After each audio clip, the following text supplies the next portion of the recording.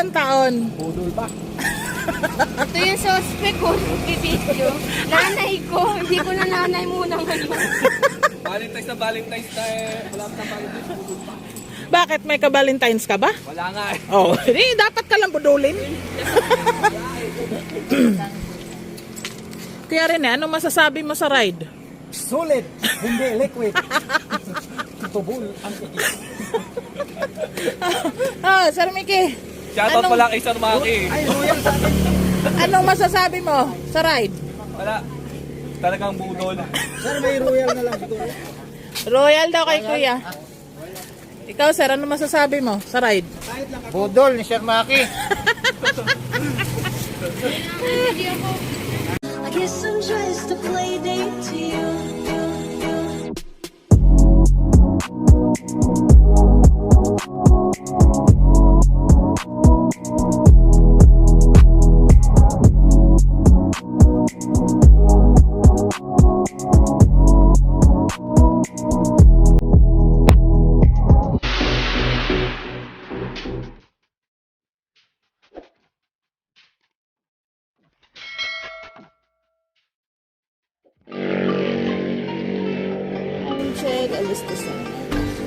Good morning mga kap! Welcome back to my channel. Punta muna tayo sa Meet the Play sa may 7-Eleven Paliparan. Kaway-kaway sa magamang junior at senior. Kasama din natin si TJ Aquaman at si Naruto.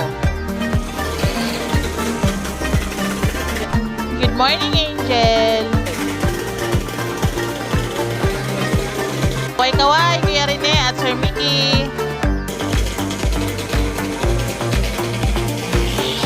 For today's adventure mga kap, puntahan natin ang isa sa mga sikat na pinupuntahan o dinadayo ng mga siklista ngayon. Ang Infanta, Quezon. Karamihan sa mga pumupunta doon sila dumadaan sa may parting Rizal, sa may bandang Bosoboso at Tipolo, yung mga ganong lugar, sa may Mabitak, ganon.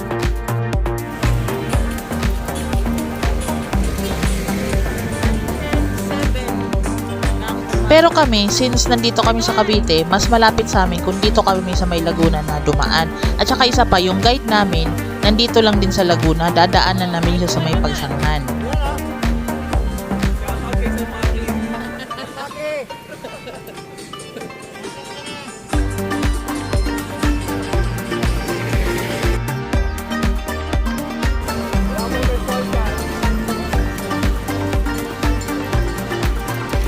So, mula dito sa Dasma, bababa kami ng Carmona at may dadaanan pa kami dun sa may Santa Rosa. Tapos, diretso na kaming Calamba, dadaan kami ng Los Baños, Calauan, Bae, Victoria, hanggang makarating kami ng Pagsanghan. Kasi nandun na rin nag-aantay yung guide namin.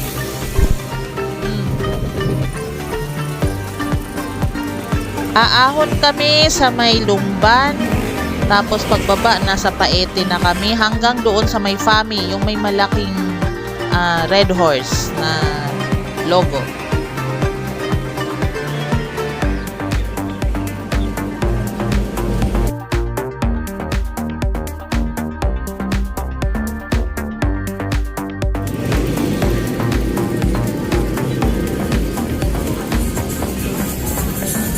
Ayan guys, touchdown na tayo ng Fami, Laguna. Antayin na natin yung ibang mga kasama natin. Sa mga nakapag-Laguna Loop na, familiar na siguro sa inyo itong lugar na to. Ito yung sa may Fami, Laguna. Kung diretso tayo, yun yung sa Mabitak, pagbaba galing ng Pililio Mill. So, dito tayo liliko sa may right side natin. Papunta tayo muna ng Siniluan, tapos Real, tapos Infanta, Quezon.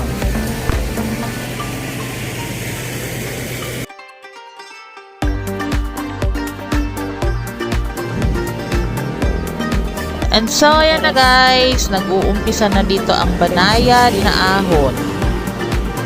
May nakausap akong driver ng tricycle dun sa may kanto ng Fami. Ang pagkakaintindi ko, 3.5 kilometers lang ang ahon dito. Gulat ako, 35 kilometers pa lang ahon, walang bawi. Grabe!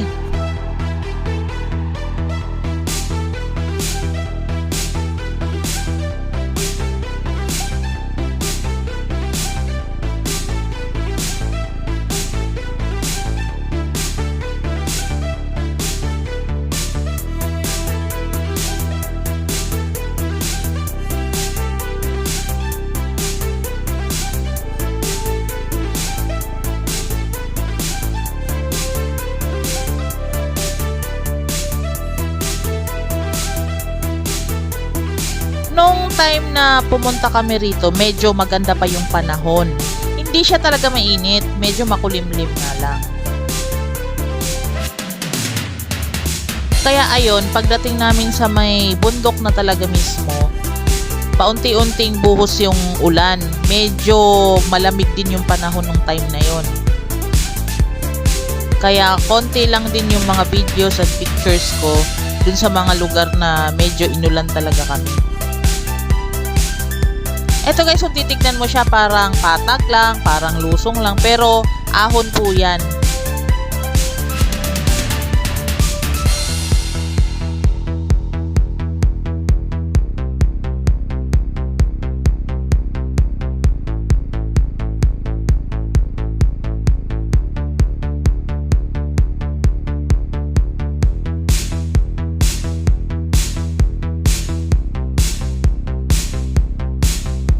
Yung mga mabibili sa ahon, syempre nauna na sa atin, tayo, mga mahihinang nilalang.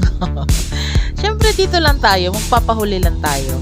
Kasi ini-enjoy din naman natin yung mga view sa madadaanan natin sa gilid-gilid.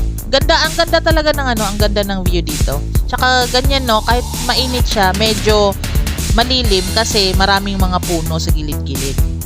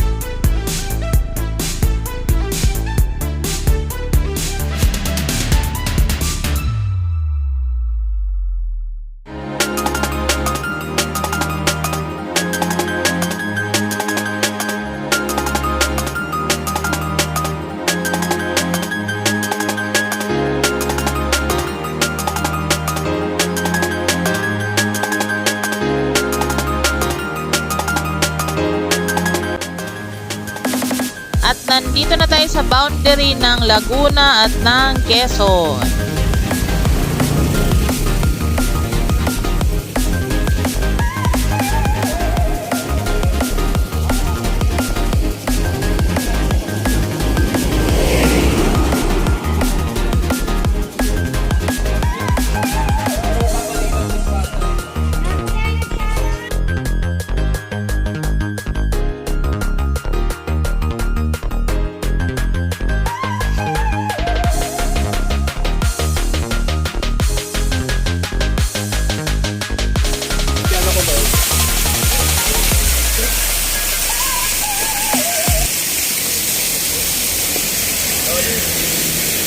Dali, shout out tayo.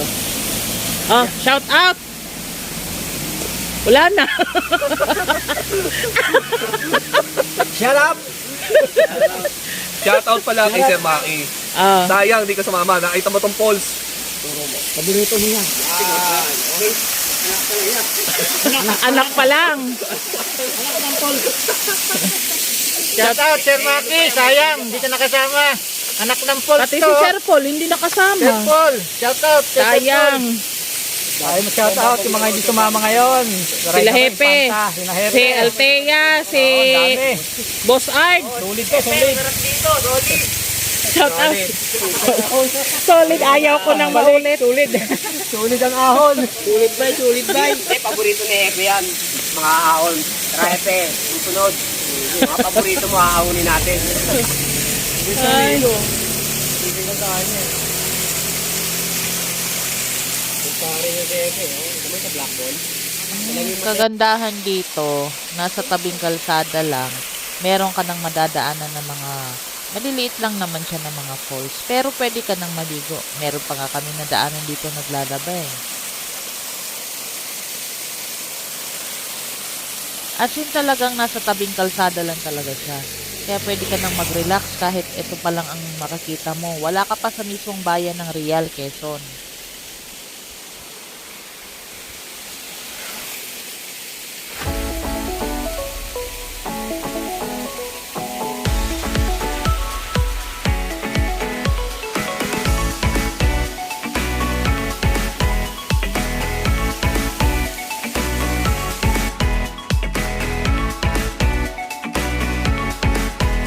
Sabi nga 'di ba guys, pag may lusong, may ahon.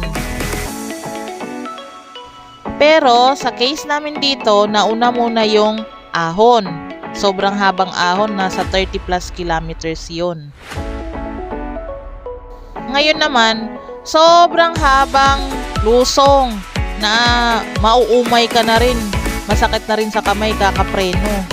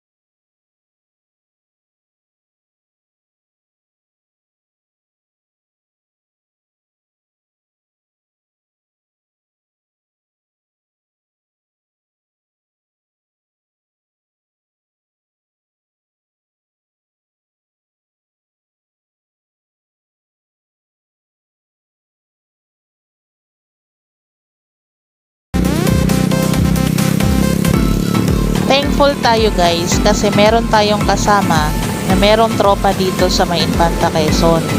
Malapit sila sa Fishport. Doon kami pinagstay ng overnight at saka pinasyal na rin kami doon sa may Fishport mismo.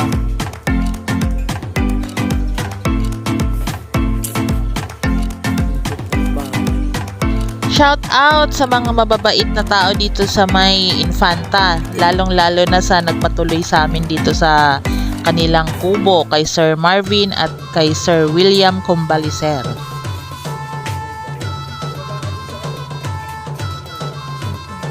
Hindi lang yung tulugan ang nilibre sa amin, pati na rin yung fresh na ulam na kahit ulam lang, wala ng kanin. Ang sarap talaga, ang sarap papakin. Ba't ikaw lang may upuan? Walang upuan dapat. Daya.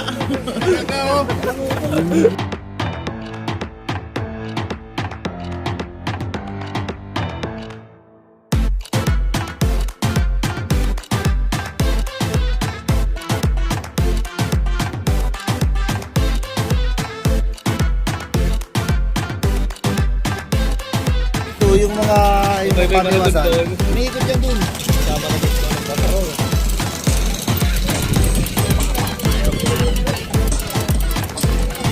Maraming salamat din syempre sa ating guide na si Sir Rolando Sanchez. At syempre, sa lahat na nang nakasama natin. Si Kuya Rene, si Sir Dada, si TJ, si Sir Mickey, si Sir Albert, ang junior niya na si Albert din, si Ino at saka si Angel.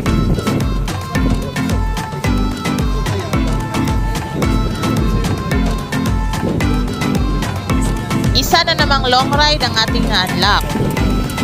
Kahit medyo nagkabudulan kami pero lahat kami nag-enjoy naman sa ride. Salamat sa panonood! Huwag kalimutang mag-like and subscribe! Salamat!